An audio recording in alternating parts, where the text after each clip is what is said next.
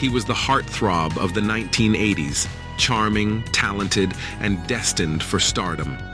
Corey Haim was the golden boy of Hollywood's teenage dream, a symbol of innocence and wild fame. But behind the smile was a silent storm. Drugs, manipulation, and a dark side of Hollywood that few dared to speak about. Then, one night in 2010, his light went out forever. Was it an overdose? A setup? Or the tragic consequence of a system that failed him? This is the unnatural and mysterious death of Corey Haim, the boy who never escaped the shadows of fame. Corey Ian Haim was born on December 23, 1971, in Toronto, Canada. A shy kid with a love for hockey, Corey stumbled into acting when his sister was auditioning for commercials, and the camera instantly loved him. By age 10, Corey was already appearing on screen. But his breakout came in 1986 with Lucas, where he played a sensitive outsider, a role that captured hearts around the world. Then came The Lost Boys, a cult classic that transformed him into a Hollywood sensation. He was living the dream, millions of fans, fast fame, and endless parties. But Corey was still a teenager, thrown into a world far darker than he ever imagined. Behind the fame, Corey struggled. The pressure to stay young, good-looking, and bankable was crushing. At just 15, he was introduced to drugs on set, a moment that would define the rest of his life. By the late 80s, Corey and his best friend Corey Feldman, known as the Two Coreys, were everywhere. But while their friendship brought laughter to millions, behind closed doors, they were both suffering.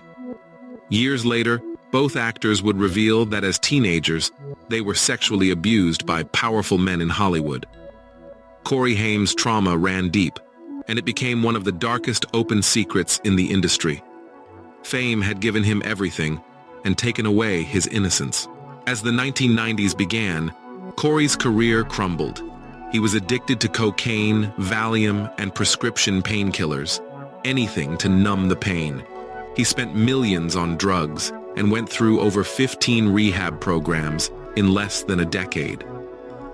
In interviews, he often broke down, admitting he didn't even remember filming some of his movies, but Hollywood had moved on. The child star was now tabloid fodder, mocked for his struggles rather than helped.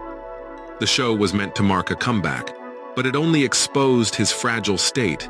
He was thin, paranoid, and constantly fighting with his best friend, Corey Feldman. The audience saw drama, but what they didn't see was a man on the edge of collapse. In early 2010, Corey was trying to turn his life around. He had moved back in with his mother, Judy, who was battling cancer. He told friends he was done with drugs, that he wanted a comeback. But the pain never fully left him. Years of addiction had damaged his heart, lungs, and nervous system. On March 10, 2010, at just 38 years old, Corey collapsed in his mother's apartment in Burbank, California. Paramedics rushed him to St. Joseph's Medical Center, but it was too late. Corey Haim was pronounced dead at 2:15 a.m.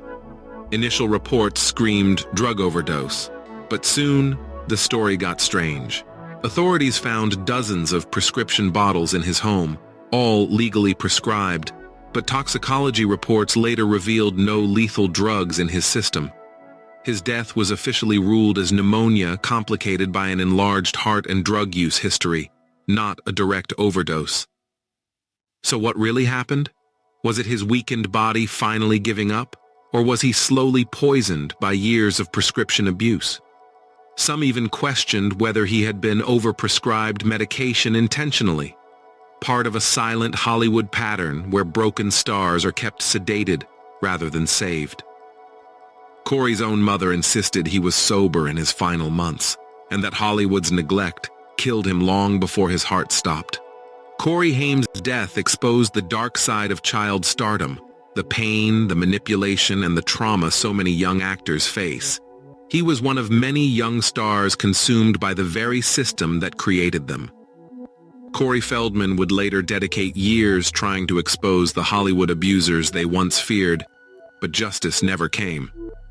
For fans, Corey Haim remains frozen in time, a boy who dreamed big, but was crushed by the weight of fame. Corey Haim's story isn't just about fame or addiction.